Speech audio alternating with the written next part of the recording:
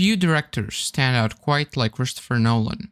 He's known for creating some of the most visually stunning and often thought provoking films of our time. So, what exactly separates his work from the rest?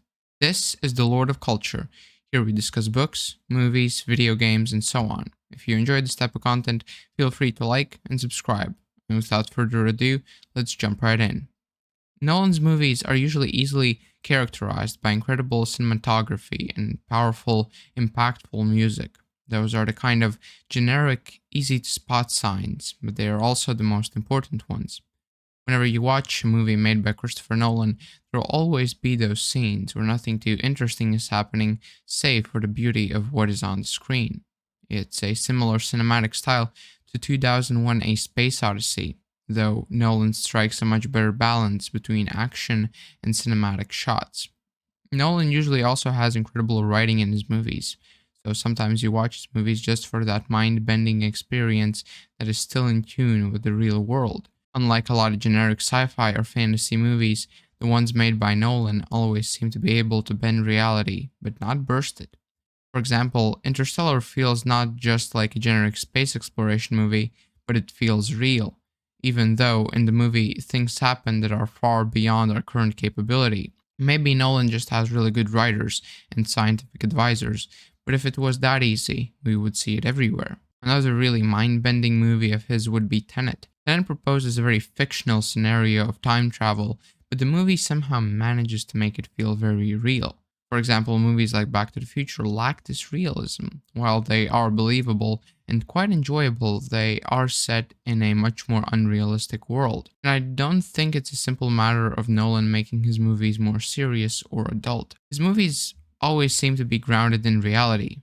Even The Dark Knight, which is a PG-13 rated movie, much unlike the more immature works by studios like Marvel, is pretty mature and seemingly grounded in reality, even with the occasional crazy stunt. So it stands out, even from adult superhero media like The Boys, that utilize brutality and other mature themes to create this sort of realism and adult theme. Now, I'm not saying that The Boys is a bad show, not at all, just that Nolan achieved maturity and realism while still being open to a younger audience. I can't praise the movie enough. When I first watched The Dark Knight, I was expecting something very mediocre. Either a movie that is simply boring and bland, or a movie that was overfilled with wannabe cool scenes that desperately attempt to create this feeling of realism and seriousness, which really only works on kids, but not on older audiences. After the first 10 minutes, I was hooked. Christopher Nolan had managed to make a superhero movie that was not just for children. That's not to say that there aren't other great superhero movies liked by a wider audience, like the original Spider-Man trilogy or Iron Man, but Nolan's execution of this genre just stands out. And I will note that Nolan originally did not want to make a superhero movie for this exact reason, of it seeming like an immature theme. And as I understand it, he will not make more superhero movies because they don't really fit his style. In truth, the general idea of superheroes is admittedly a more childish theme. Now, another detail that really separates Christopher Nolan from the rest is his reluctance to use CGI and other computer-generated effects. He has this affection to practical effects that brings his movies that necessary amount of realism. I think most people know of his wild stunts, but for those of you who don't, I will try and name the main ones. For the movie Interstellar, Nolan had actually planted a whole cornfield, just so that the protagonists can drive through it. He then obviously sold the corn for a profit. For the movie Tenet, he had the team crash an actual Boeing 747 passenger jet into a building. And lastly, for the movie Oppenheimer, he used an actual nuke. Alright, I stretched the truth a little bit there. Nolan did not use an actual nuke, but he did blow up an actual explosive instead of using simple CGI.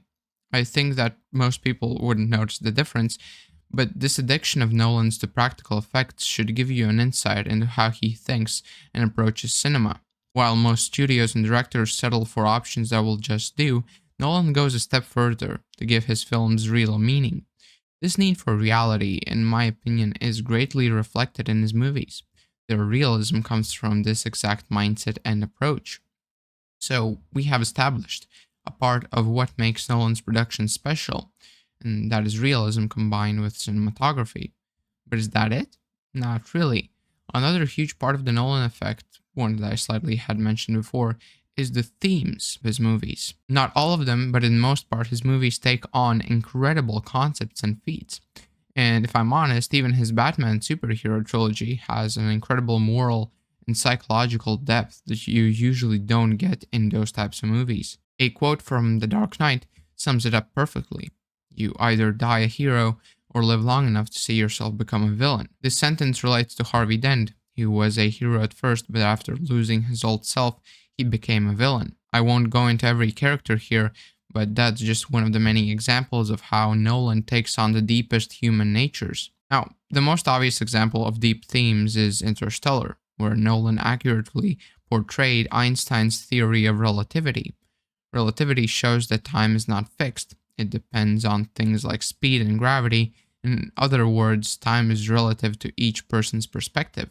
So, not only did Nolan precisely represent that aspect of the movie, but he also dived deep into human psychology, utilizing the movie's science to create the most touching and sad father child relationship I've seen in cinema. In the movie Inception, the characters enter dreams to achieve real world goals.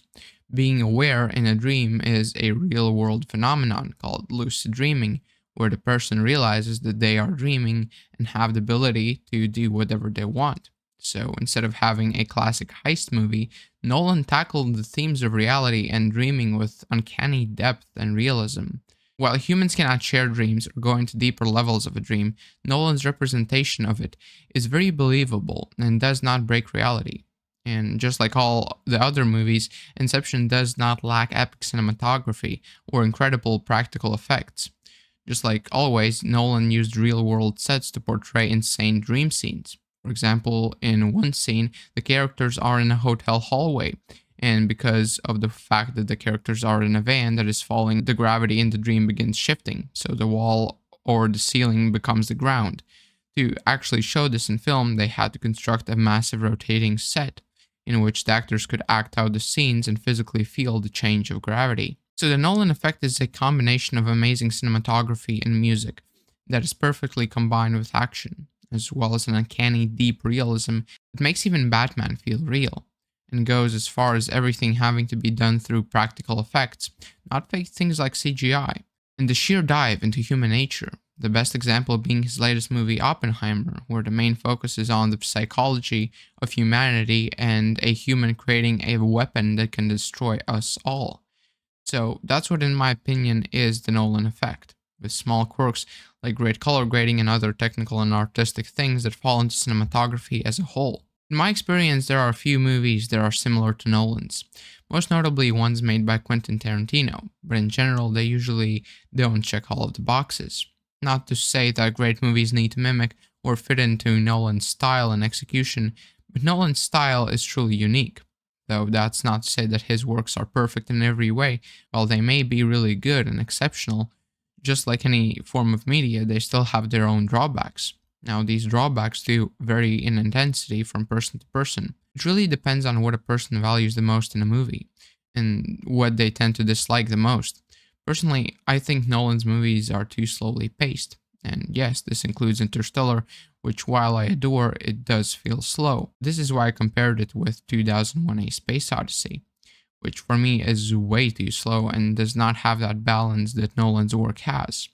A lot of people do love that kind of pacing, so they will always prefer it to anything else. What, in my opinion, professional movie critics do well is objectively rate a movie as a standalone work of art, but it is down to the audience to pick a favorite, because oftentimes a lot of movies will have similar ratings which simply state the quality of the work.